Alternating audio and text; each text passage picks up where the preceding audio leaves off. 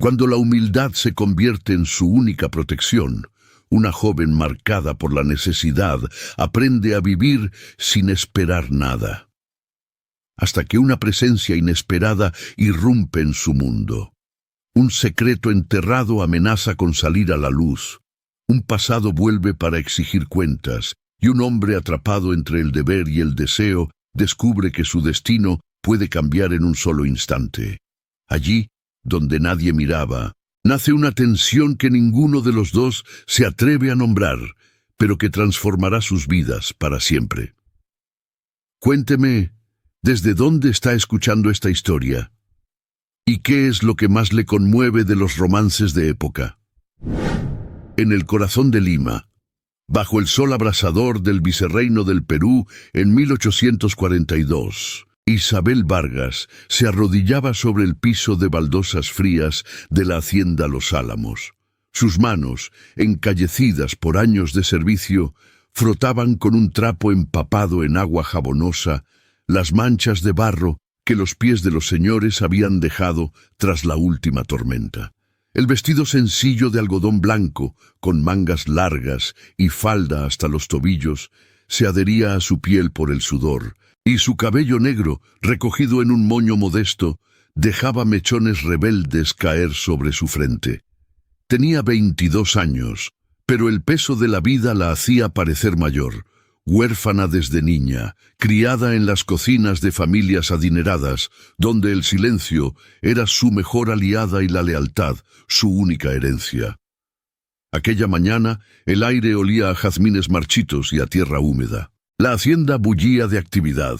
Los peones cargaban sacos de maíz desde los campos y en la sala principal las criadas preparaban el desayuno para don Rafael Mendoza, el patrón, un viudo de 50 años con reputación de mano dura. Isabel trabajaba allí desde los 15, invisible como una sombra, atendiendo a sus hijas y al joven heredero Antonio.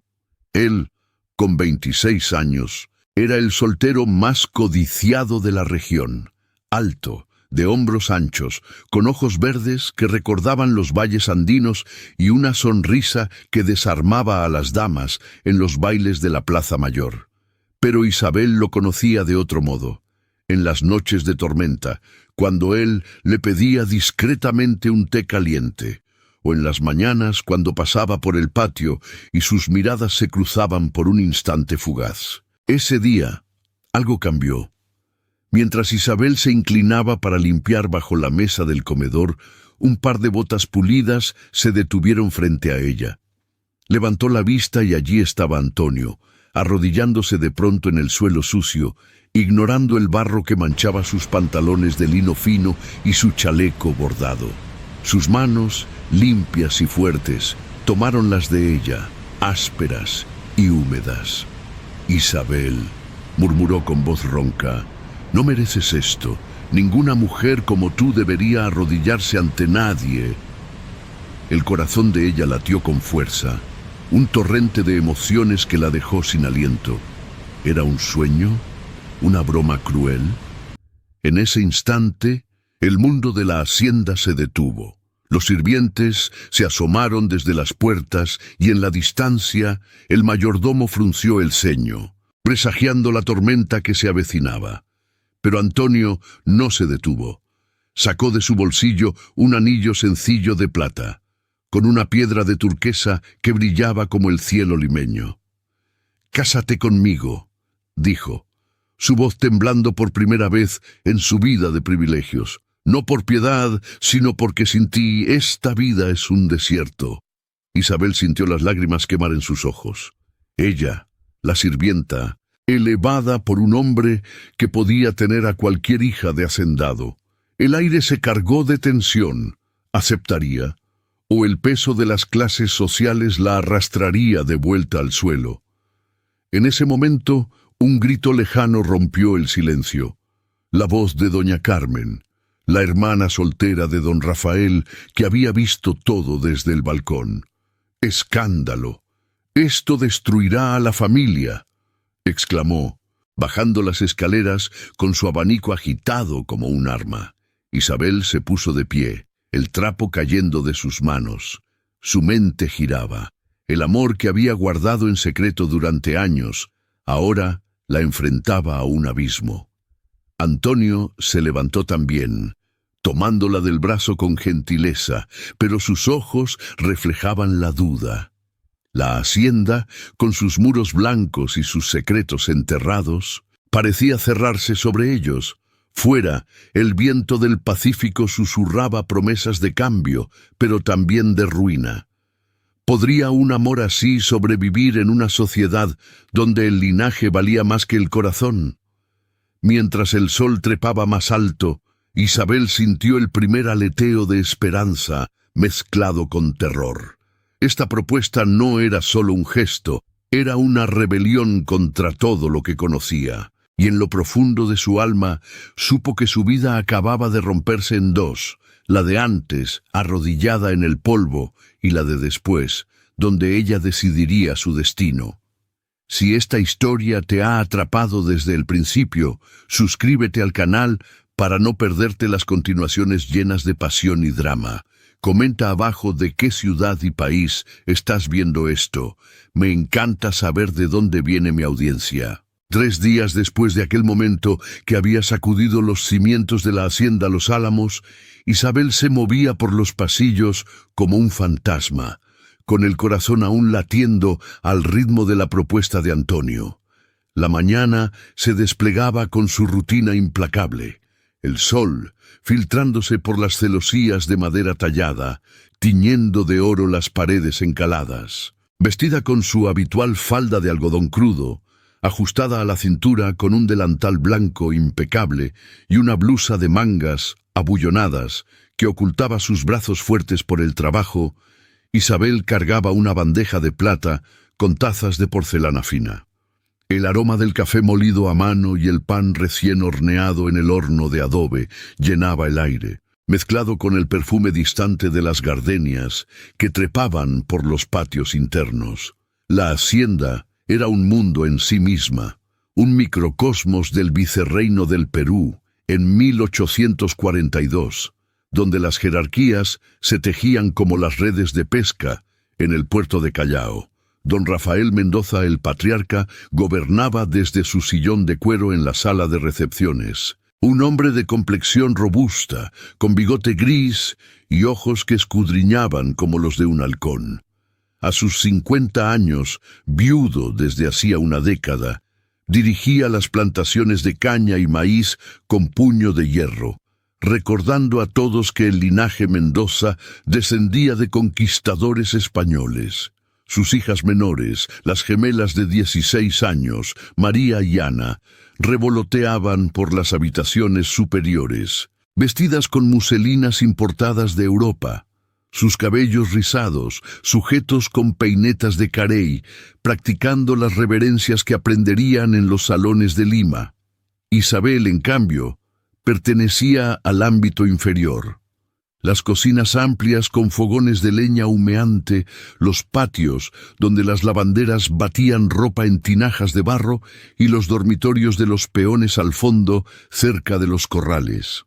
Huérfana de padres indígenas que habían muerto en una epidemia de fiebre amarilla, había sido acogida por la familia Mendoza como un acto de caridad cristiana, pero su lugar era claro: servir, no ser vista. La obediencia es la virtud de los humildes, le repetía doña Carmen, la hermana de don Rafael, una mujer de 45 años, alta y enjuta, con un rostro anguloso enmarcado por un velo negro de luto perpetuo por un prometido perdido en las guerras de independencia. Doña Carmen manejaba la casa con precisión militar, supervisando las comidas, las limpiezas y las oraciones vespertinas en la capilla familiar, donde el crucifijo de oro recordaba la fe católica que unía a señores y sirvientes por igual, aunque en planos distintos. Aquella mañana, mientras Isabel disponía las tazas en la mesa del desayuno, sus pensamientos volvían una y otra vez a Antonio. Él, el heredero, pasaba las horas en el estudio con el administrador, revisando los libros de cuentas bajo la luz de velas de sebo, ya que la electricidad era un lujo de sueños lejanos. Vestido con chaqueta de paño oscuro, pantalones ajustados y botas altas de cuero, Antonio exudaba la autoridad de su clase, educado en el seminario de Lima, versado en latín y en los tratados de agricultura que llegaban en barcos desde España.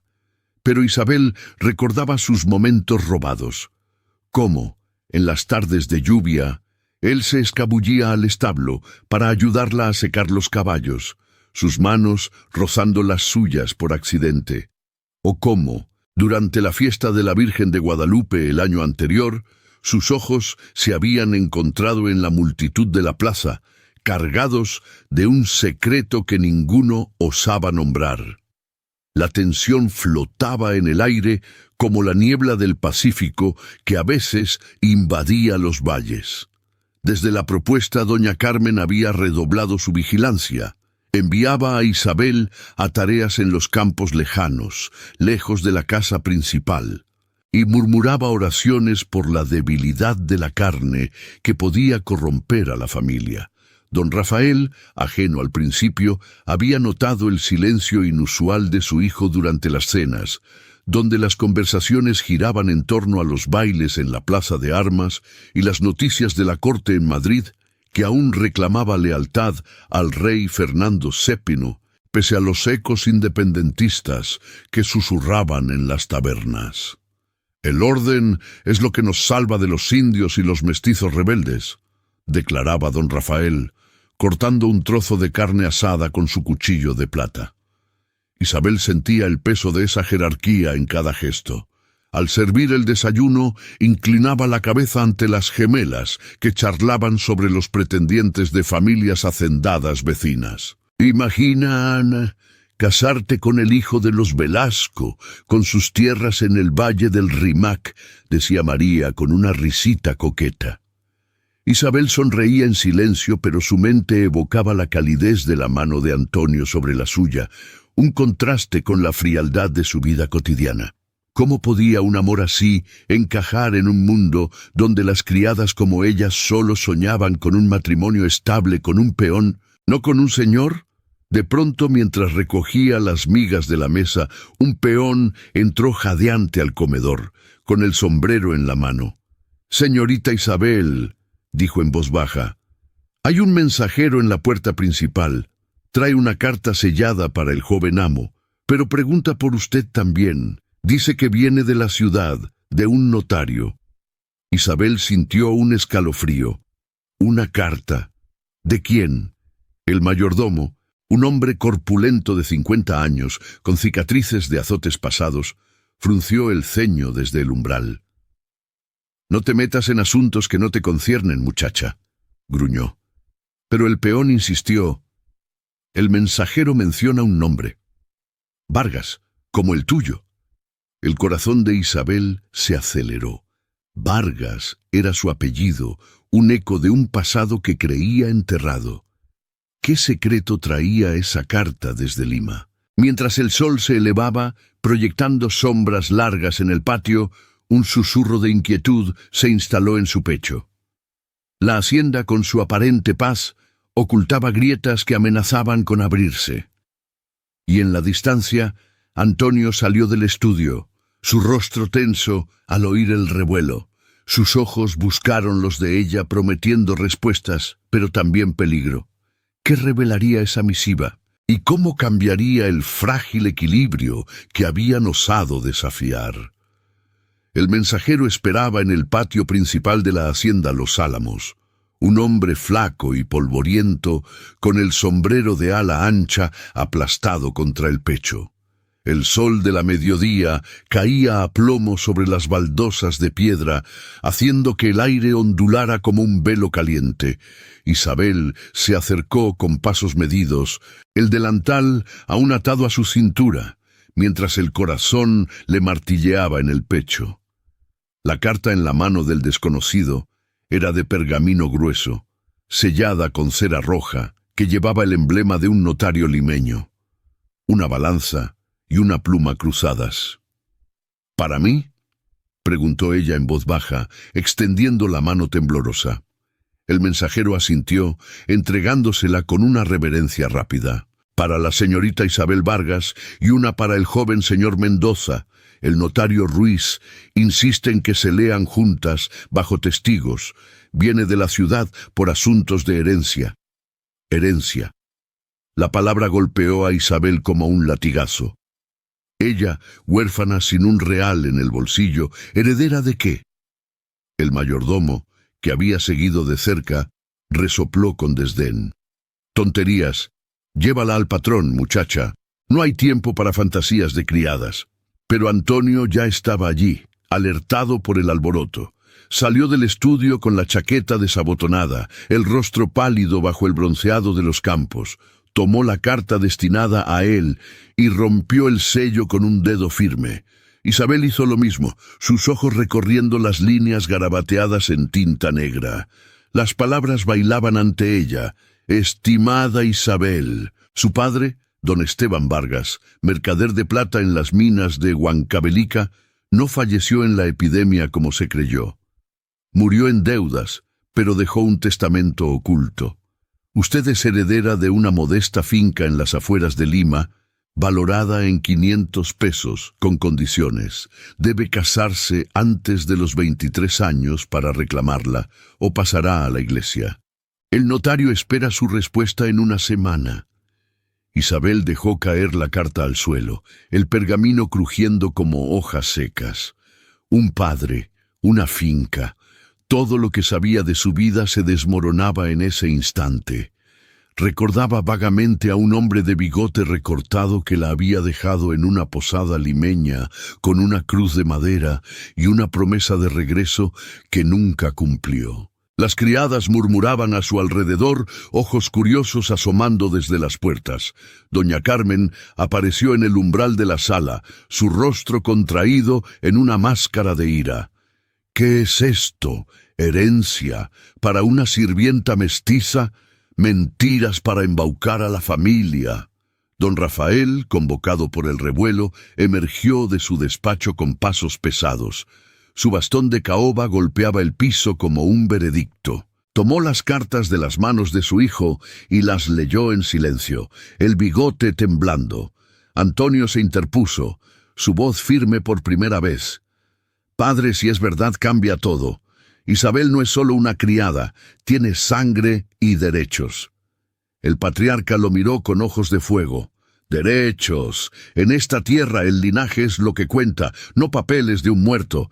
Esa propuesta tuya ya es un escándalo. Ahora esto. De la familia Mendoza no se rebajará con una mujer de origen dudoso. La echaremos antes de que el rumor llegue a la plaza. Isabel retrocedió, el mundo girando a su alrededor.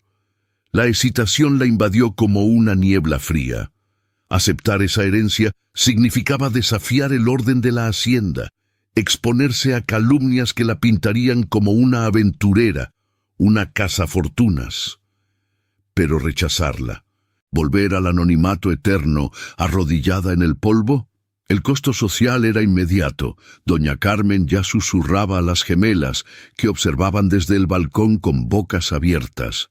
Pobre Antonio, enredado con una que finge ser lo que no es. Oía Isabel en fragmentos. El mayordomo, aliado fiel del patrón, bloqueaba el paso hacia las cocinas, como si ella ya fuera una extraña. Antonio tomó su mano, un gesto que rompió el silencio tenso. Isabel, esto es el llamado que esperábamos. La finca te da estatus, mi propuesta, un futuro, pero debemos actuar con cuidado. El notario exige un compromiso formal para validar el testamento ante la Iglesia y el Cabildo. Las reglas del Nuevo Mundo se desplegaban ante ella. Vigilancia pública en las misas dominicales, donde los curas escudriñarían su linaje. Protocolos de cortejo en los salones de Lima, con chaperonas y testigos, y obstáculos concretos, como la deuda paterna, que el notario mencionaba en una nota aparte. 200 pesos que debían pagarse para liberar la finca, o todo se perdería. Doña Carmen se acercó, su abanico chasqueando como una sentencia. «Ni lo pienses, muchacho. Si insistes, don Rafael te desheredará. Y tú, Isabel, Sal de esta casa antes de que llame a los alguaciles por impostora. El antagonista emergía claro. No solo la tía, sino el peso de la tradición, encarnado en el patriarca, que ya convocaba al administrador para revisar los libros y bloquear cualquier ayuda. Aliados sutiles asomaban. El peón que había traído el mensaje, un indígena callado llamado Pedro, que inclinó la cabeza hacia Isabel con un guiño de solidaridad, recordándole que no estaba sola en las sombras de la servidumbre. Isabel sintió el primer nudo de pánico. Aceptar el compromiso forzaría una decisión que alteraría su estatus. Mudarse a la finca provisional bajo la tutela de Antonio, pero expuesta a vetos familiares y deudas que amenazaban con hundirlos. «No sé si puedo», murmuró ella a voz quebrada. «Esto rompe todo lo que soy». Antonio la miró con intensidad, sus ojos verdes prometiendo batalla. «Lo que eres es suficiente. Pero elige ahora, o el mundo nos elegirá por nosotros». El sol se hundía hacia el horizonte, tiñendo el patio de rojo sangre. Isabel recogió la carta del suelo, sus dedos manchados de tierra. La ruptura del status quo era irrevocable. Ya no era solo una sirvienta, era una mujer con un secreto que podía elevarla o destruirla. Pero en la distancia, un jinete se acercaba a galope desde el camino principal, polvo alzándose como una amenaza. ¿Refuerzos del notario o un emisario de los enemigos que ya olfateaban el escándalo? El corazón de Isabel latió con fuerza.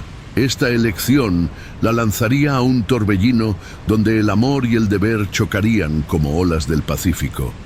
¿Sobrevivirían? El jinete que se acercaba a galope resultó ser un mensajero del notario Ruiz, trayendo documentos adicionales para aclarar el testamento.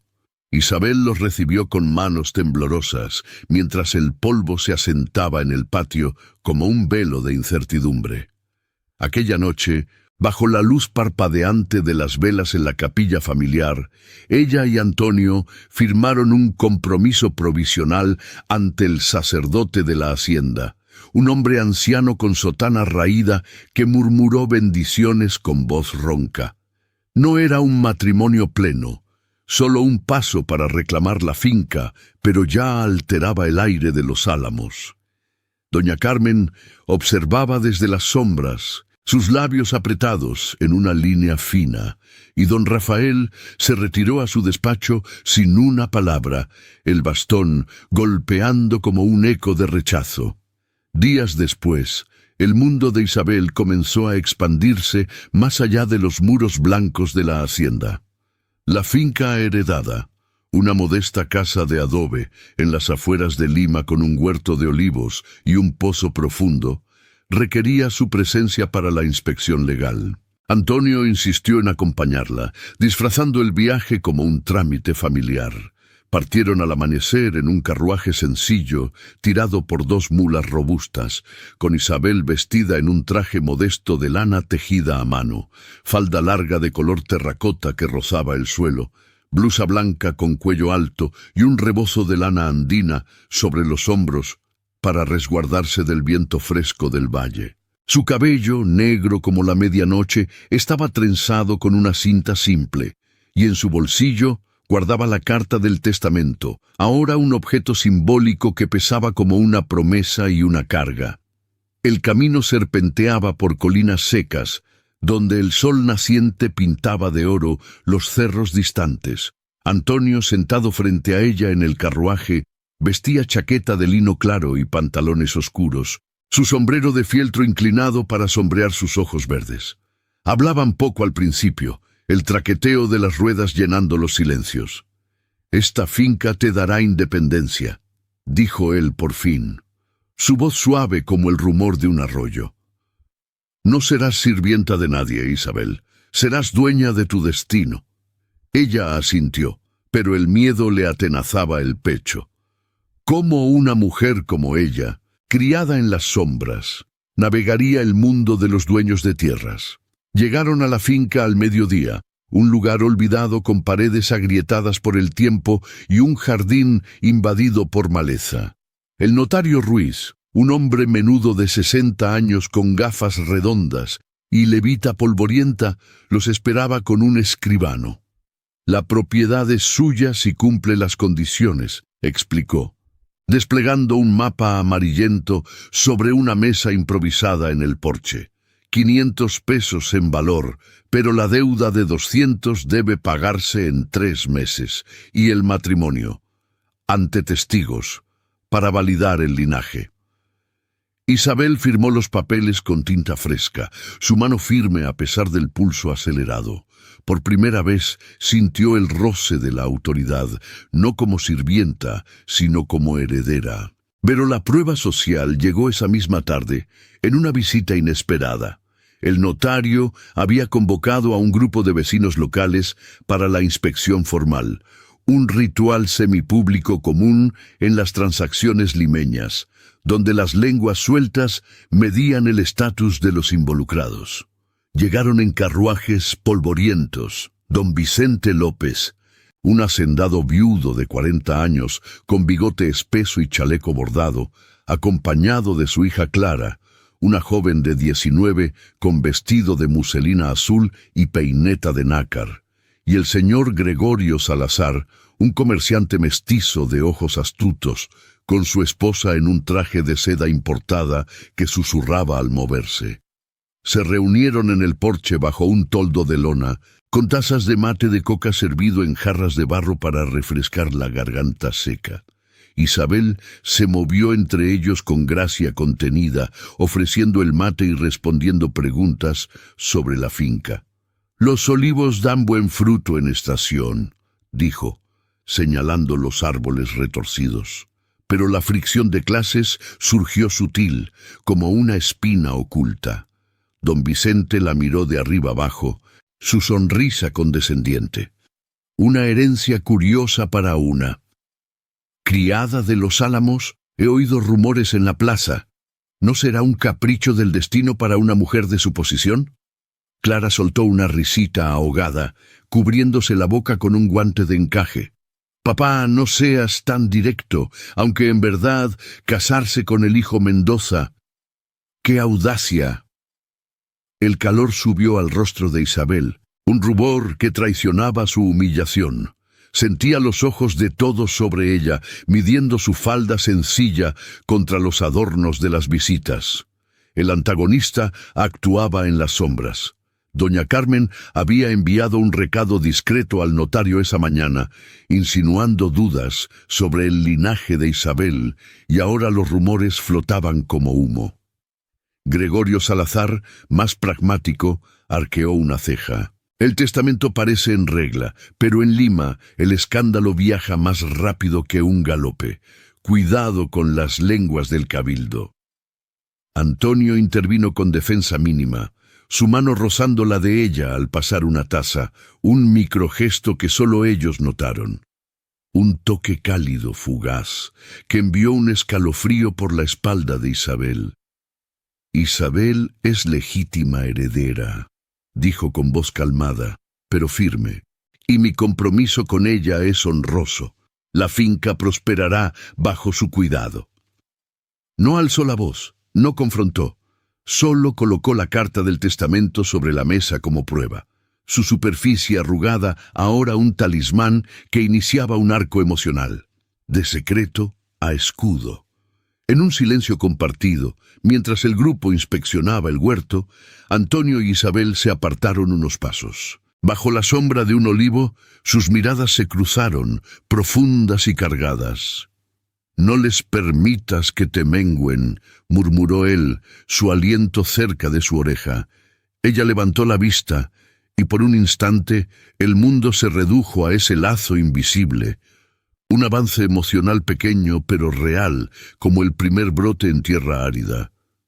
«Contigo lo intentaré», respondió ella, su voz un susurro que vibraba con esperanza. La visita concluyó con reverencias formales, pero la semilla del rechazo quedó plantada. Al atardecer, mientras regresaban a la hacienda, Antonio leyó en voz alta una nota que el notario le había deslizado.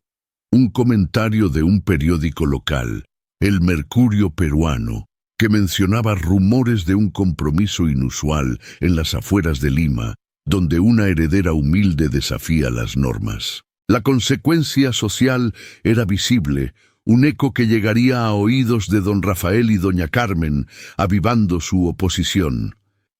Isabel apretó la carta en su puño, sintiendo su peso crecer. ¿Cuánto tiempo antes de que las sombras del antagonismo se cerraran sobre ellos? El carruaje traqueteaba hacia Los Álamos, pero el verdadero viaje apenas comenzaba, lleno de pruebas que pondrían a prueba no solo su estatus, sino su unión frágil. La tormenta llegó sin aviso, como un presagio del cielo limeño. 2 días después de la visita a la finca, el Pacífico desató su furia sobre el valle del Rímac.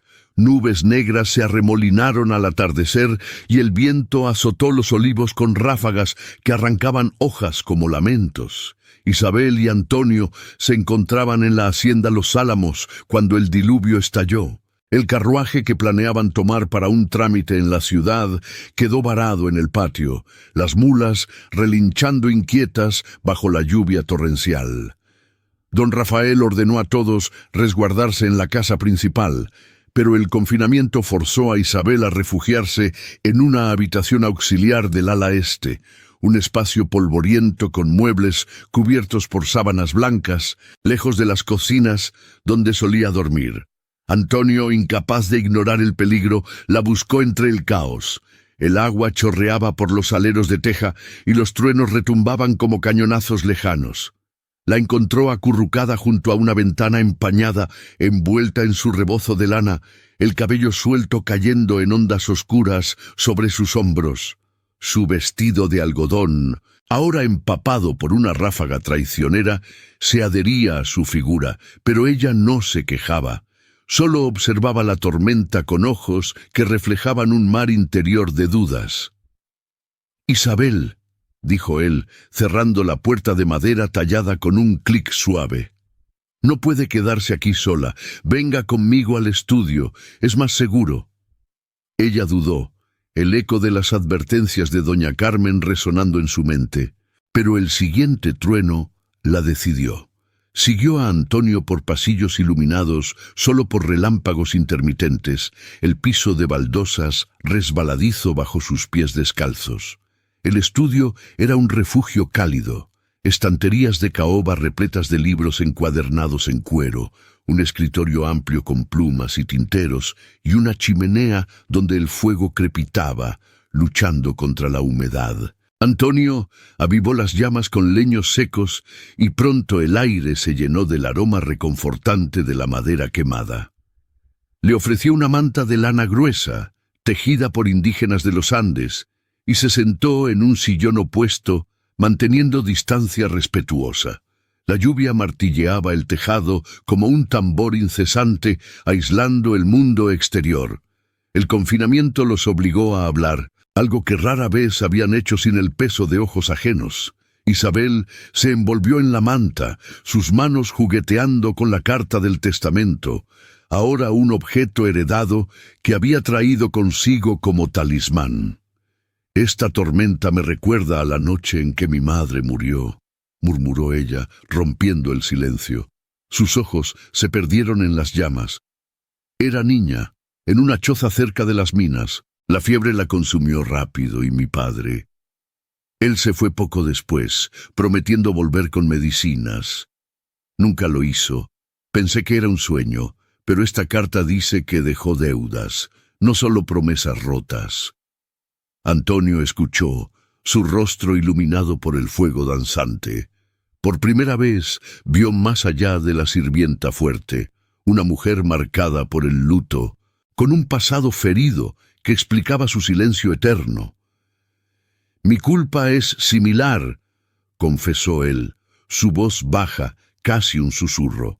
«Cuando era muchacho, en el seminario de Lima, un amigo mestizo como usted, como Isabel, me salvó de una paliza de los frailes por una travesura. Yo lo delaté para salvar mi pellejo, por miedo a perder el favor de mi padre. Murió en una riña callejera meses después. Desde entonces cargo ese deber, redimir lo que rompí. Por eso la propuse matrimonio.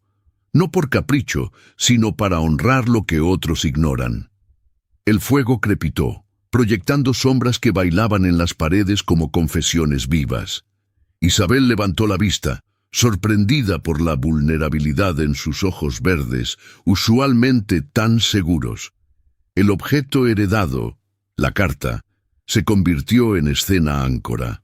Ella la desplegó sobre la mesa entre ellos, y juntos la leyeron de nuevo, línea por línea, como si desentrañara capas ocultas. Su padre era mercader honrado, dijo Antonio, trazando las palabras con un dedo. Deudas de plata, sí, pero también sueños de una vida mejor para usted. Esto no es carga, es puente. Sus manos se rozaron al pasar la página, un contacto fugaz que encendió el aire, cambiando la temperatura emocional de frialdad a calidez contenida. En ese momento de intimidad forzada, la confianza se fortaleció sin palabras grandiosas. Antonio sacó de un cajón un relicario de plata, herencia de su madre, una medalla con la Virgen de Guadalupe grabada con iniciales desvaídas. Llévelo, dijo, colocándolo en su palma. Es promesa tácita. Estaremos juntos en las tormentas. No solo en el sol. Isabel lo aceptó, sus dedos cerrándose alrededor del metal tibio. No hubo besos ni promesas apasionadas, solo un gesto que humanizaba a ambos, revelando culpas pasadas y deberes futuros. Ella sintió su corazón ablandarse, el lazo entre ellos tejiéndose más fuerte, como raíces en tierra fértil. Pero el antagonista dio su señal de movimiento. Un golpe en la puerta interrumpió el momento. El mayordomo, empapado, con una nota en la mano. «Joven amo, un recado de doña Carmen. Ha enviado a un criado a espiar el carruaje varado. Y advierte que mañana llegará un emisario del cabildo para indagar el compromiso. Rumores en la plaza la llaman la ambiciosa mestiza. Si no se retracta, don Rafael convocará al confesor». Antonio maldijo en voz baja, el fuego reflejando su ira contenida. Isabel sintió la marea emocional rebaixarse, el calor del relicario enfriándose en su mano. La tormenta afuera amainaba, pero la de adentro apenas comenzaba. «¿Qué haremos ahora?», preguntó ella, voz temblorosa. Él se levantó, acercándose lo justo para rozar su hombro. «Lucharemos. Pero esta noche, descanse. Mañana, el emisario traerá más que preguntas, una prueba que podría rompernos». El viento aulló una última vez, y en la distancia, el galope de un caballo se oyó acercándose bajo la lluvia menguante. ¿Qué nueva amenaza traería el amanecer? ¿Y cómo defenderían este frágil lazo forjado en la confidencia? El amanecer trajo un cielo gris sobre la hacienda Los Álamos, como si el Pacífico hubiera vertido sus nubes sobre el valle para presagiar la ruina. Isabel se despertó en la habitación auxiliar, el relicario de Antonio aún en su mano, un peso tibio que contrastaba con el frío que se filtraba por las rendijas de la ventana. La tormenta había cesado, dejando charcos en el patio y un silencio opresivo que solo rompían los graznidos de los cuervos en los olivos. Se levantó con premura, ajustando su falda de algodón arrugada y el rebozo sobre los hombros, el cabello trenzado a toda prisa. El aroma a tierra mojada invadía el aire, mezclado con el humo de las chimeneas que avivaban las criadas para el desayuno. Antonio la esperaba en el pasillo, su rostro marcado por ojeras, la chaqueta desabotonada revelando la camisa blanca manchada de lluvia. «El emisario llega al mediodía», murmuró, tomándola del brazo con gentileza urgente. «Doña Carmen lo ha convocado desde anoche. Dice que el cabildo investiga irregularidades en el testamento. Debemos prepararnos». Isabel asintió, el nudo en el estómago apretándose. La confianza de la noche anterior se sentía ahora frágil, como un puente sobre un abismo. Caminaron hacia la sala principal. donde don Rafael ya estaba sentado en su sillón de cuero, el bastón apoyado en la rodilla, flanqueado por el mayordomo y un par de peones leales. La mañana transcurrió en una tensión palpable. Isabel atendió las tareas con manos temblorosas. Sirvió el chocolate caliente en tazas de porcelana, barrió las hojas arrastradas por el viento en el patio, pero sus ojos buscaban siempre a Antonio, quien revisaba documentos en el estudio con el administrador. Doña Carmen merodeaba como un buitre, su vestido negro de luto crujiendo al moverse, el abanico cerrado como un arma lista. El honor de los Mendoza no se mancha con aventuras, siseó al pasar junto a Isabel en la cocina lo suficientemente alto para que las otras criadas oyeran. Las gemelas, María y Ana, cuchicheaban en el balcón, sus muselinas claras ondeando como banderas de inocencia fingida. «Pobre papá, con este escándalo», dijo una, «la ciudad entera lo sabrá para la noche». Al mediodía, el galope de un caballo anunció la llegada del emisario. Un funcionario del cabildo limeño, don Alonso Herrera, un hombre de 40 años con levita oficial bordada en oro, tricornio bajo el brazo y una carpeta de cuero bajo el otro. Bajó de su montura con aire autoritario, el polvo del camino adhiriéndose a sus botas altas. Don Rafael lo recibió en la sala de recepciones, con Antonio e Isabel convocados como testigos. Doña Carmen se posicionó en una esquina, ojos relampagueantes. El ataque frontal del antagonista se desplegó sin piedad. Herrera desplegó papeles amarillentos sobre la mesa de caoba, su voz resonando como un martillo en el silencio.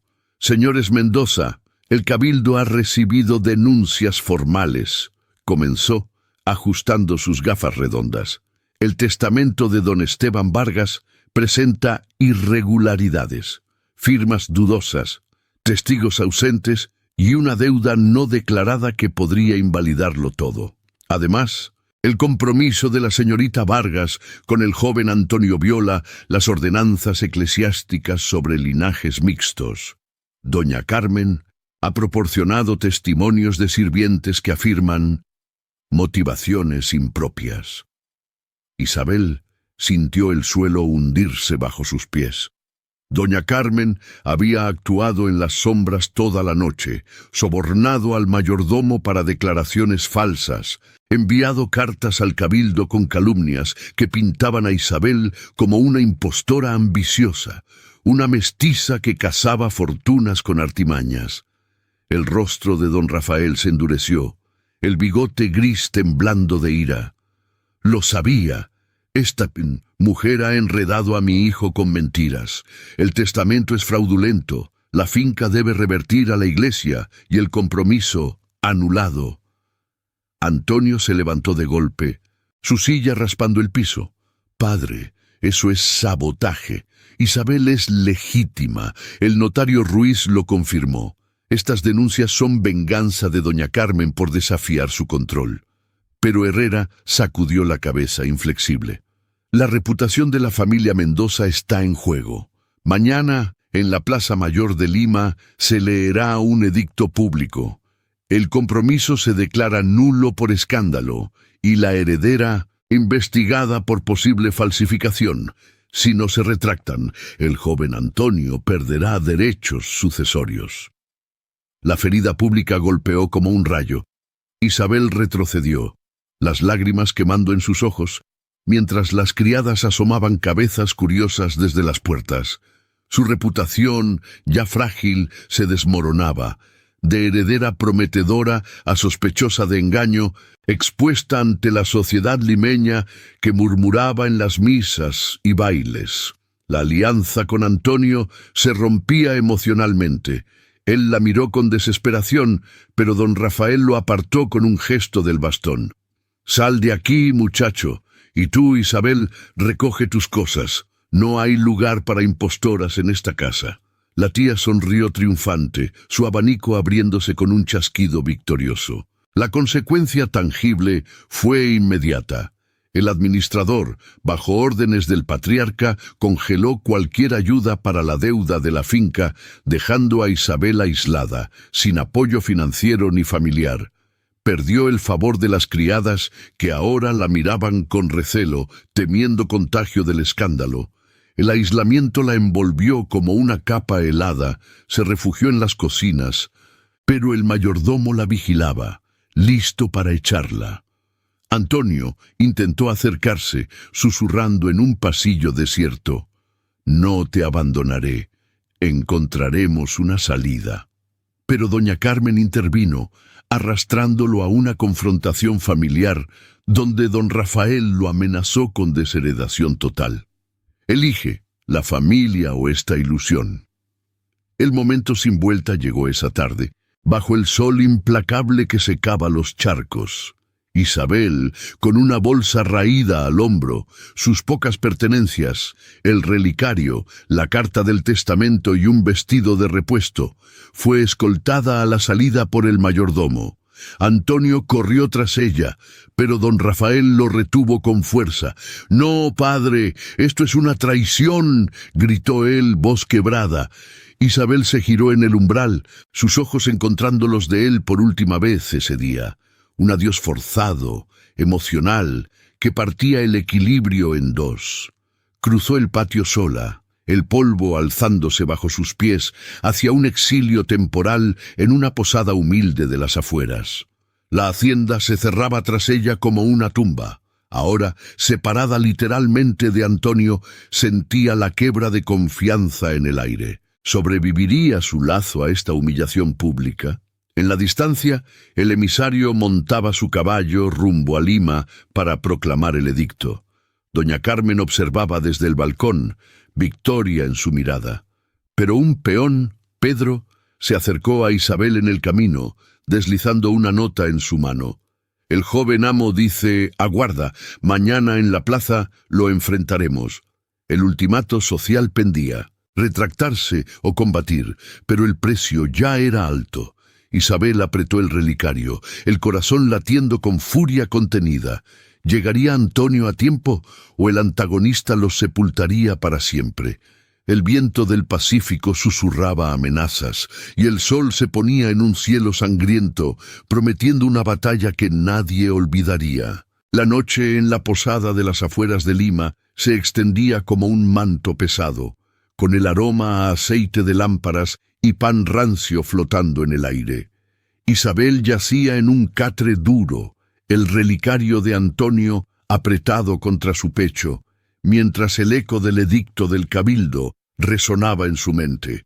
El exilio era crudo. Sin un real propio, había pagado la habitación con un prestado del peón Pedro, quien le había prometido silencio. Afuera el viento del Pacífico gemía contra las paredes de adobe, y en la distancia los perros ladraban como guardianes de secretos. ¿Cómo había llegado a esto? De arrodillarse en la hacienda a huir como una fugitiva. Pero el fuego de la indignación ardía en su interior, avivado por la traición de doña Carmen. Al amanecer, con el sol tiñendo de rosa los cerros, Isabel se levantó decidida. No esperaría más. Vestida con su falda de lana terracota y el rebozo andino, se dirigió al mercado central de Lima, donde el bullicio de vendedores de maíz y frutas ocultaba murmullos.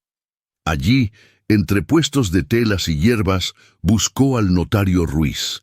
Lo encontró en su oficina modesta, un cuarto con estanterías de pergaminos y un escritorio cubierto de sellos de cera. «Señorita Vargas», dijo él, ajustando sus gafas, «el edicto es un golpe bajo, pero tengo algo que cambia todo». Deslizó sobre la mesa un fajo de papeles, el libro caixa de don Esteban Vargas, su padre, con entradas detalladas en tinta desvaída, y un retrato miniatura, un óvalo de marfil que mostraba a un hombre de bigote recortado y ojos oscuros, idénticos a los suyos. Isabel tomó el retrato con manos temblorosas. «Mi padre, ¿qué manipulación oculta esto?» Ruiz abrió el libro. Páginas que revelaban no solo deudas, sino un complot. Don Esteban había sido socio de don Rafael Mendoza en las minas de Huancavelica, pero el patriarca lo había traicionado años atrás, falsificando documentos para quedarse con una veta de plata valiosa. Su padre dejó este registro para usted, explicó el notario. La deuda de 200 pesos no es suya, es un montante que Mendoza debe por robo. Y doña Carmen, ella era prometida de Esteban antes de que él conociera a su madre. Celos viejos que ahora usan para sabotear. Un testimonio adjunto de un minero indígena llamado Tomás confirmaba todo. Vi a don Rafael quemar papeles en la noche de 1830. La plata era de Vargas. La revelación estructural golpeó a Isabel como un rayo. No era una impostora. Era víctima de una deuda familiar tejida en sombras. El complot de doña Carmen no era solo envidia por el compromiso, sino venganza por un amor perdido, alimentada por el patriarca para proteger su fortuna manchada. Lágrimas calientes rodaron por sus mejillas, pero no de debilidad, de rabia pura. «Esto expone su hipocresía», murmuró. «Han usado mi origen para ocultar sus pecados». Ruiz asintió. «Con esto puede demandar ante el cabildo, pero actúe ya. El edicto se lee mañana en la plaza». El pico de esperanza surgió cuando Antonio llegó a la oficina, jadeante tras cabalgar toda la noche. Su chaqueta polvorienta y el sombrero aplastado bajo el brazo revelaban su urgencia. «Isabel, no pude detenerlos anoche, pero Pedro me trajo un mensaje tuyo». Ella le mostró el libro Caixa y el retrato, sus manos rozando las de él en un gesto de reaproximación contenida. «No era frialdad tuya, Antonio», dijo ella, voz firme. «Era culpa por tu pasado, como la mía por un padre que creí perdido. Pero juntos esto nos redime». Él tomó el retrato, sus ojos verdes suavizándose. «Mi deber siempre fue honrar lo roto. Contigo lo haré. No por pasión ciega, sino por confianza ganada en tormentas». Avanzaron juntos. Antonio firmó como testigo y ambos redactaron una carta abierta al cabildo, sellada con la cera del notario. Isabel asumió agencia pública por primera vez. No esperó a ser salvada. Caminó al mercado y, ante un grupo de comerciantes mestizos, aliados invisibles en las sombras de la sociedad, leyó extractos del libro Caixa en voz alta. «Escuchen, los Mendoza robaron a mi padre y ahora me calumnian para silenciar la verdad». Las palabras se extendieron como fuego. Un sastre gritó indignado. Una vendedora de chicha juró testimonio. La percepción social viró. De ambiciosa mestiza a víctima valiente. Un avance emocional con Antonio selló el momento. En un callejón apartado, él colocó una mano en su hombro, un toque de apoyo puro. «Eres más fuerte que cualquier linaje», murmuró. Ella sonrió. El lazo tejiéndose en confianza sólida, no efímera. Pero el valle de peligro respondió rápido. Doña Carmen, alertada por espías en el mercado, envió un emisario. Un criado con una nota amenazante. «Retráctate, o el retrato de tu madre, que guardamos, será expuesto como adúltera, manchando tu nombre para siempre». La amenaza mayor avivó la indignación. El público, oyendo rumores en las tabernas, maldecía la crueldad de la tía, una solterona amargada que usaba el pasado para aplastar a los humildes. Don Rafael, en la hacienda, azotó al mayordomo por filtraciones, su ira ciega revelando grietas en su autoridad.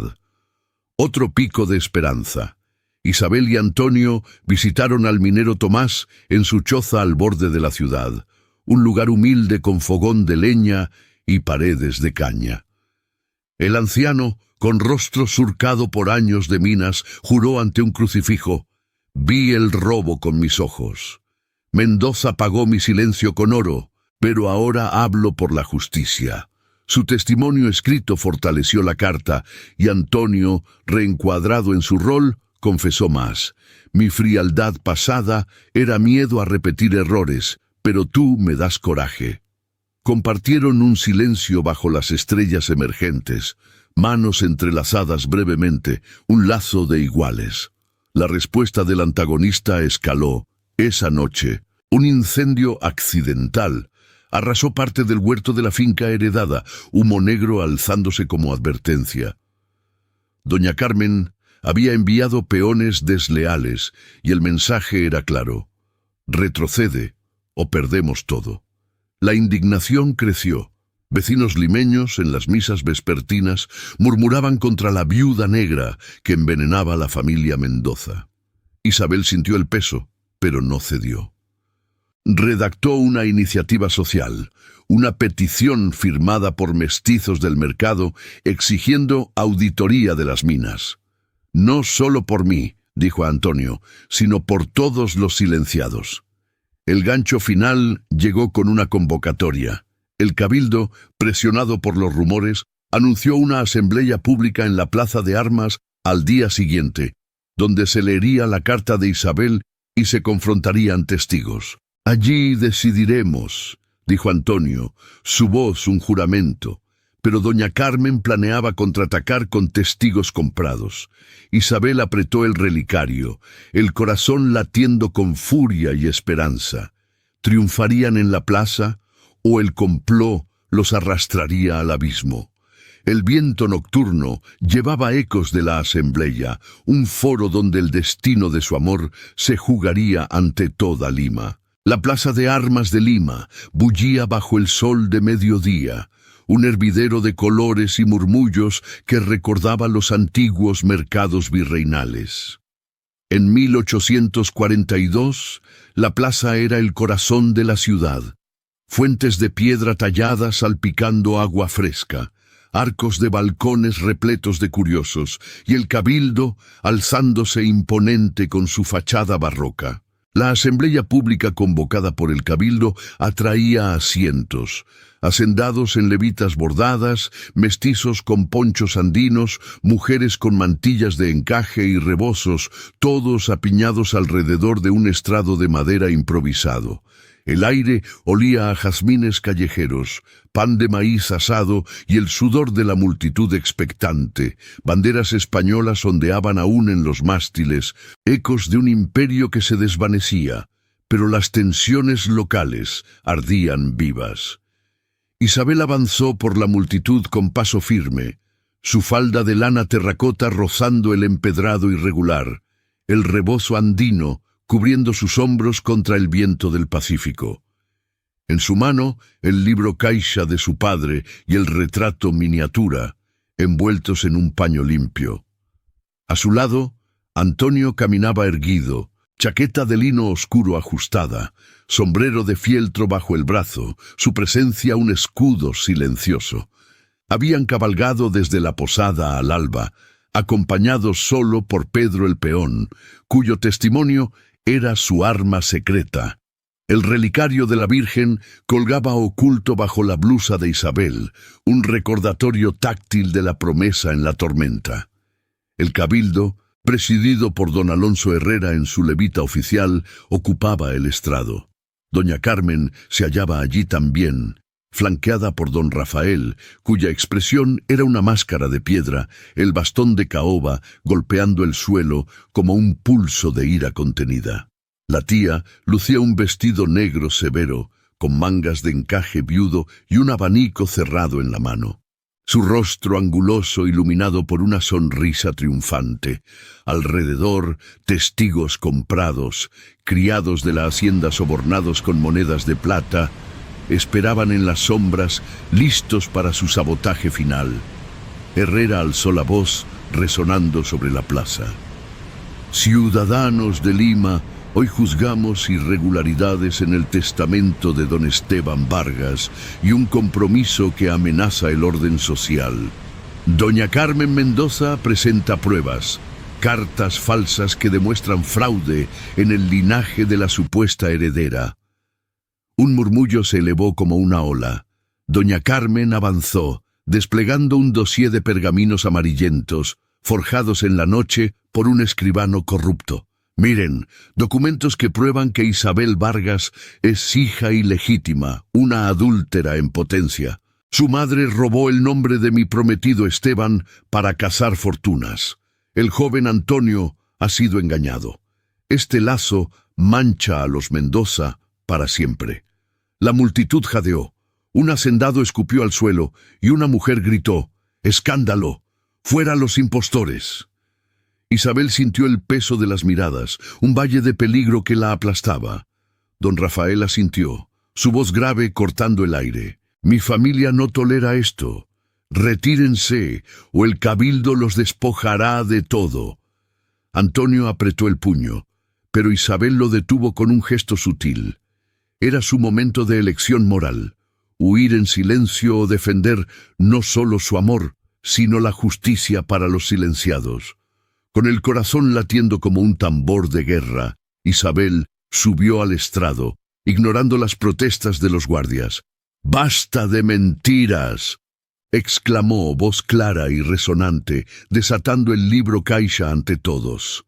Estas páginas, en la mano de mi padre, revelan la verdad. Don Rafael robó una veta de plata en Huancavelica, falsificando deudas para arruinarlo. Doña Carmen no busca justicia, busca venganza por un amor perdido que Esteban rechazó por mi madre honrada. Desplegó el retrato miniatura sosteniéndolo alto. Vean sus ojos, iguales a los míos. No soy impostora, soy heredera legítima. El contraataque inteligente surgió de Pedro, quien avanzó desde la multitud con paso decidido, un indígena de 50 años con poncho raído y rostro surcado por minas. «Yo fui testigo», declaró, voz firme ante el crucifijo que Herrera portaba. «En 1830 vi a don Rafael quemar papeles en la choza de Vargas. Pagó mi silencio con oro, pero hoy hablo por los humildes». La multitud se agitó, murmullos convirtiéndose en gritos de indignación. Un comerciante mestizo alzó la voz: «¡Ladrones en levita! ¡Justicia para Vargas!». Doña Carmen palideció, su abanico cayendo al suelo. Intentó contraatacar: «¡Mentiras de un peón! Mis testigos probarán». Pero Herrera, revisando el libro caixa bajo la luz del sol, frunció el ceño. Estos registros coinciden con archivos del cabildo. Las cartas falsas son burdas forjas. Don Rafael se levantó, bastón temblando. «Imposible, esto destruye». Pero la comunidad reencuadró todo. De humillada Isabel pasó a heroína, aplausos estallaron, mujeres arrojando flores al estrado, hacendados neutrales asintiendo con respeto. «¡Viva la verdad!», coreó un grupo de vendedores. Doña Carmen retrocedió, expuesta en su complot, celos y robo familiar al descubierto, su reputación hecha trizas ante la plaza entera. El pico de euforia irrumpió como un rayo de sol rompiendo nubes. Herrera declaró: «El testamento se valida, la finca es de Isabel Vargas y el compromiso con Antonio Mendoza, honroso. Don Rafael y doña Carmen enfrentarán auditoría por fraude, exilio social para ellos». La multitud rugió en victoria, abrazos espontáneos envolviendo a Isabel y Antonio. Él la tomó del brazo, ojos verdes brillando con alivio puro. «Lo logramos», murmuró, un compromiso íntimo tácito en su mirada. No solo supervivencia, sino un futuro forjado en igualdad. Isabel sonrió, el relicario cálido contra su piel, el peso del pasado disipándose. El silencio post-tempestade cayó suave sobre la plaza, mientras la multitud se dispersaba, risas y felicitaciones flotando en el aire. Doña Carmen, humillada, se retiró con don Rafael, sus sombras menguando. Pero en la quietud, un mensajero se acercó a Antonio, una carta del obispo, convocando un rito privado para sellar su unión. ¿Aceptarían o el eco del complot traería una última sombra? El sol se ponía, tiñendo la plaza de oro, y el viento susurraba promesas de paz ganada. Si esta victoria te ha emocionado, suscríbete al canal para no perder ninguna otra historia emocionante como esta. La plaza de armas se vaciaba lentamente bajo el crepúsculo, con el eco de aplausos aún resonando en las fachadas barrocas. Isabel y Antonio caminaban juntos por el empedrado, el brazo de él rozando el suyo en un gesto de apoyo silencioso.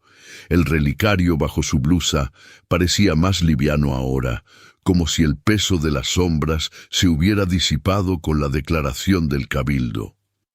Doña Carmen y don Rafael se habían retirado en un carruaje polvoriento, sus rostros pálidos, reflejando la derrota. El viento del Pacífico traía un frescor salino, limpiando el aire cargado de confrontaciones. Al día siguiente, en la oficina del notario Ruiz, los hilos legales se ataron con precisión. Isabel firmó los documentos finales que validaban el testamento, liberando la finca de las deudas fraudulentas. Ruiz, con su levita impecable, selló los papeles con cera roja. La veta de plata en Huancavelica regresa a su linaje, señorita Vargas. Don Rafael enfrenta cargos por fraude. Perderá derechos sobre las minas y parte de la hacienda Los Álamos. Exilio a sus propiedades menores en el sur, bajo vigilancia del cabildo. La consecuencia concreta al antagonista fue implacable. Doña Carmen, despojada de su influencia, se confinaba a un convento en las afueras de Lima, su reputación hecha trizas por los rumores que ahora la tildaban de la solterona vengativa. Don Rafael, humillado, vendió tierras para pagar restituciones, su bastón golpeando el suelo en vano, mientras sus hijas gemelas, María y Ana, se distanciaban, cortejando alianzas con familias neutrales para salvar su estatus. Isabel sintió un alivio profundo, pero no vengativo. «Justicia, no ruina», murmuró, mientras Antonio asentía a su lado. La transformación en ellos era evidente. Ella, antes silenciada, ahora hablaba con voz clara, guiando la redacción de una petición para auditar minas locales, protegiendo a mestizos como Pedro. Él, liberado de culpas pasadas, mostraba compasión en cada gesto. Había recompensado al peón con una parcela en la finca y al minero Tomás con una pensión modesta de la plata recuperada. «Has cambiado el tablero, Isabel», dijo Antonio, sus ojos verdes cálidos. «No por deber impuesto, sino por elección propia». Ella sonrió, su postura erguida reflejando liderazgo naciente. Ya no la sirvienta arrodillada, sino una mujer que dirigía su destino. El vínculo se selló por libre elección esa misma tarde, en la capilla de la finca heredada. No fue un ritual grandioso, sino íntimo, renovado. El sacerdote local, un fraile andino de sotana sencilla, bendijo su unión ante testigos humildes. Pedro y la esposa de Gregorio Salazar, el comerciante mestizo que había virado a su favor en la plaza. Antonio sacó un anillo nuevo de oro bruñido, forjado por un platero limeño sin historia tóxica, una banda lisa con una turquesa del Pacífico, símbolo de pureza compartida. «No por piedad ni por herencia», dijo, deslizándolo en su dedo con manos firmes, «sino por amor entre iguales». Isabel respondió con uno similar para él, su voz temblando de emoción contenida. «Elegimos esto, Antonio, un futuro que construimos juntos. No hubo besos apasionados, solo un roce de frentes, un silencio cargado de promesas, sellando la alianza en igualdad. El nuevo equilibrio se estableció con un legado tangible. Isabel transformó la finca en una obra social, un taller para viudas mestizas, donde enseñaban tejido andino y cultivo de olivos, financiado por la plata de Huancavelica. «No solo para nosotras», explicó a las primeras alumnas, mujeres con rebozos raídos y manos encallecidas, sino para romper cadenas que otros tejen. Antonio contribuyó con libros de agricultura traídos de España en barcos mercantes, creando una pequeña biblioteca en la casa de adobe renovada. Paredes blanqueadas, un porche sombreado por olivos podados y un pozo que ahora proveía agua fresca a la comunidad. Las gemelas Mendoza, reposicionadas como neutrales, visitaron una vez, ofreciendo disculpas torpes. María incluso se unió al taller, tejiendo su primer rebozo bajo la guía de Isabel. La demostración de su cambio brillaba en gestos cotidianos. Isabel dirigía las reuniones del taller con compasión, escuchando historias de lutos pasados como el suyo. Antonio, al frente de los Álamos reformada, ahora compartida con administradores justos, mediaba disputas con liderazgo sereno, honrando el deber que antes lo atormentaba. Juntos cabalgaban por los valles al atardecer, el horizonte de cerros andinos extendiéndose ante ellos como un lienzo de futuro. Una imagen final memorizable se grabó esa noche, bajo un cielo estrellado. En el porche de la finca, con el aroma de olivos en flor envolviéndolos, Antonio e Isabel se sentaron en bancos de madera tallada. Él tomó su mano, y ella inclinó la cabeza hacia su hombro. Un beso suave, por amor puro, selló el momento. Labios rozando en ternura, sin sombras del pasado. Detrás, el taller iluminado por velas mostraba siluetas de mujeres trabajando. El legado en acción. El viento susurraba promesas de cosechas abundantes, de hijos que nacerían en igualdad, de una lima donde el linaje cedía al corazón. Pero un gancho suave asomó al amanecer. Una carta llegada en un mensajero del cabildo, sellada con el emblema real. Felicitaciones por su unión, leía. El virrey solicita su consejo para reformas en las minas. ¿Aceptarán el llamado? Isabel miró a Antonio. Ojos brillantes, un nuevo horizonte o ecos de complots lejanos. El sol trepaba, tiñendo el valle de oro, y su vida, renovada, se desplegaba ante ellos como un río caudaloso hacia el mar.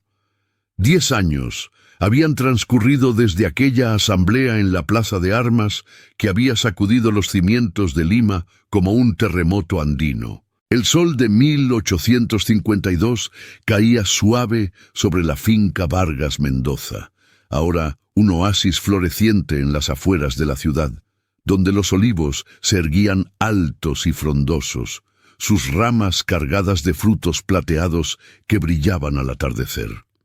El aire llevaba el aroma dulce de la tierra fértil, mezclado con el humo distante de las chimeneas limeñas y el rumor del rímac serpenteando por el valle. La casa de adobe, ampliada con muros blancos y un porche techado de tejas rojas, se había transformado en un hogar vivo. Ventanas abiertas a patios internos donde niños jugaban, persiguiendo gallinas con risas que ecoaban como campanas. Isabel, ahora de 32 años, caminaba por el huerto con paso sereno, su falda de lana fina en tonos terracota ondeando al viento, ajustada a la cintura con un cinturón bordado por manos indígenas. El rebozo andino, tejido con hilos de alpaca teñidos en azul del Pacífico, cubría sus hombros y su cabello negro, aún lustroso, caía en una trenza suelta adornada con una peineta de nácar simple. Las líneas finas alrededor de sus ojos oscuros hablaban de años de sol y preocupaciones superadas, pero su postura era la de una mujer en plenitud, dueña no solo de la tierra, sino de su legado. El relicario de la Virgen de Guadalupe colgaba en su pecho, un talismán que había visto tormentas y ahora reposaba en paz. A su lado, Antonio, de 36 años, la acompañaba con una sonrisa que suavizaba sus rasgos endurecidos por el trabajo. Su chaqueta de lino claro, pantalones ajustados y botas de cuero gastado lo vestían como un hacendado humilde, lejos del heredero altivo de antaño.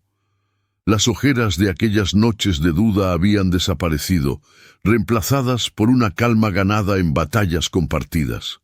Juntos, habían casado en una ceremonia discreta un año después de la victoria en la plaza ante el mismo fraile andino que los había bendecido provisionalmente. 2 hijos bendecían su unión.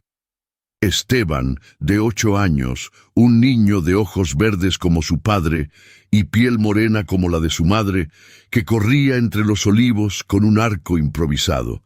Y Mariana, de 5, una niña vivaz, con trenzas idénticas a las de Isabel, que recogía aceitunas en un canasto de mimbre, tarareando canciones andinas aprendidas de las maestras del taller. El amor entre ellos había resistido al tiempo como un roble en la sierra. No un fuego ardiente, sino una brasa constante, alimentada por confidencias diarias y decisiones compartidas.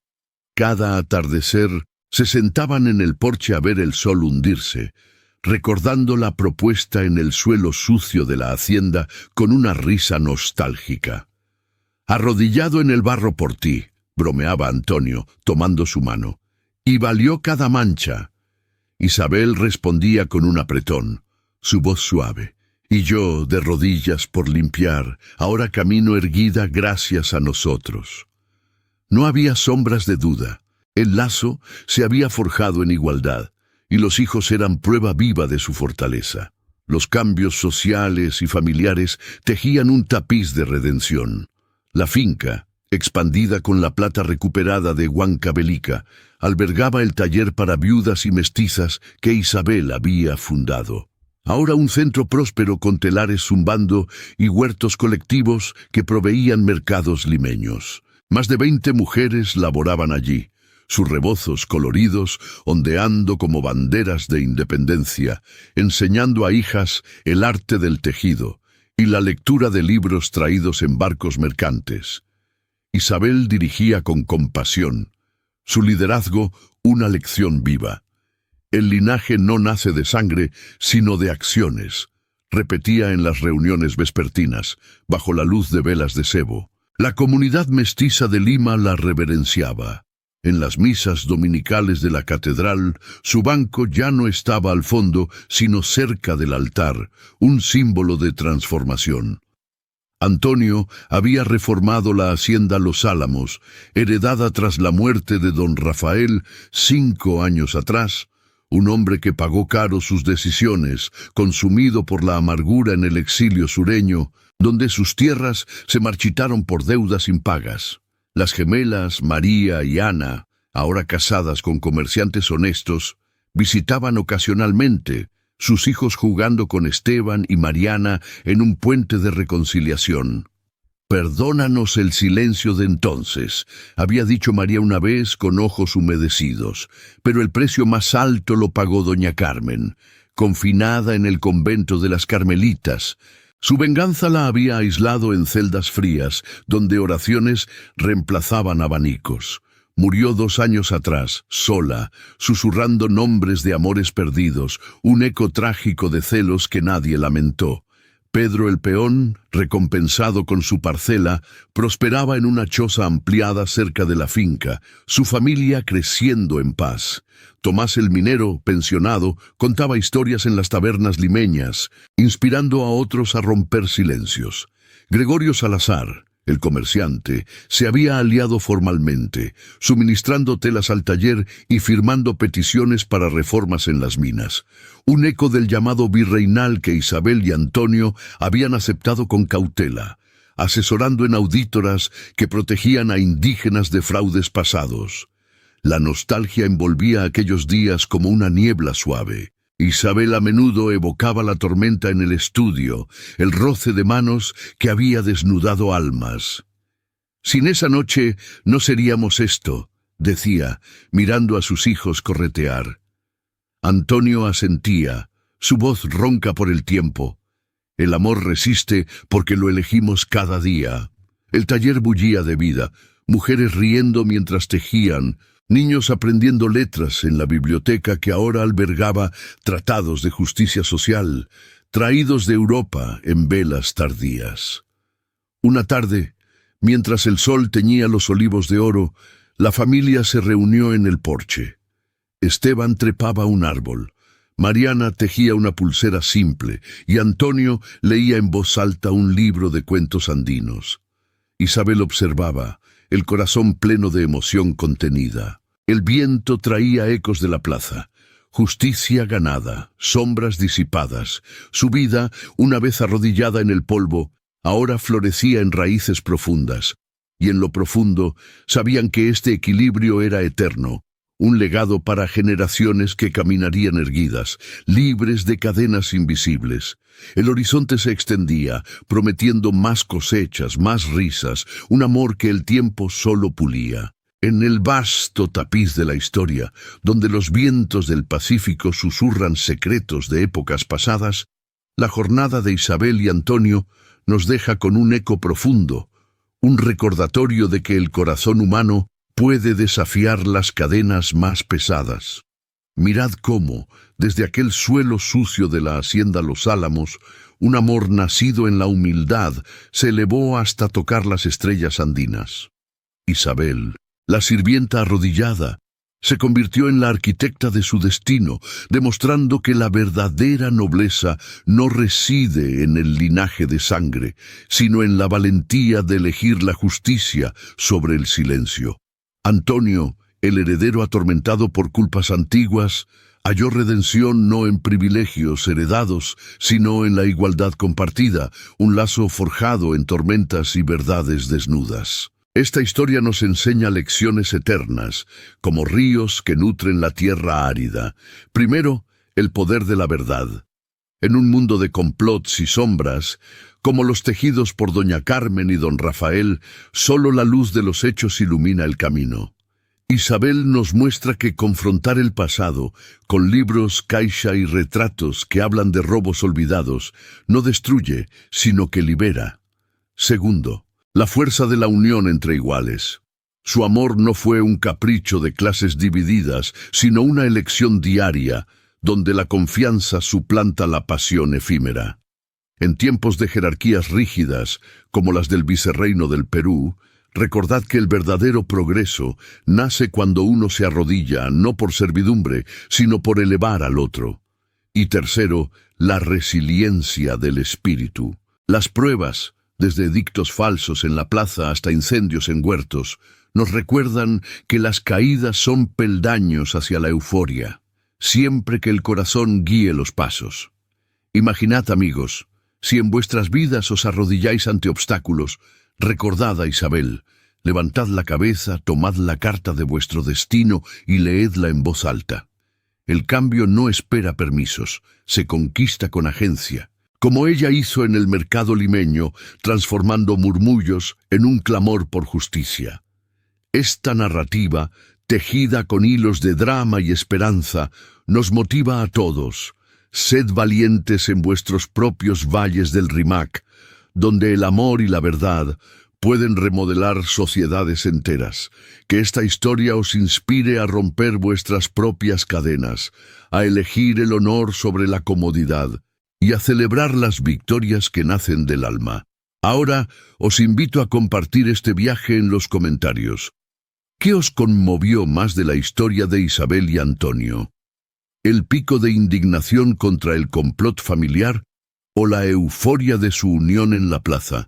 Contadme vuestras reflexiones. Vuestras palabras alimentan estas narrativas y nos unen como una fogata compartida. Y para saber quién llegó hasta este final triunfante, escribid la palabra turquesa en los comentarios, ese brillo del anillo que simboliza su pacto eterno.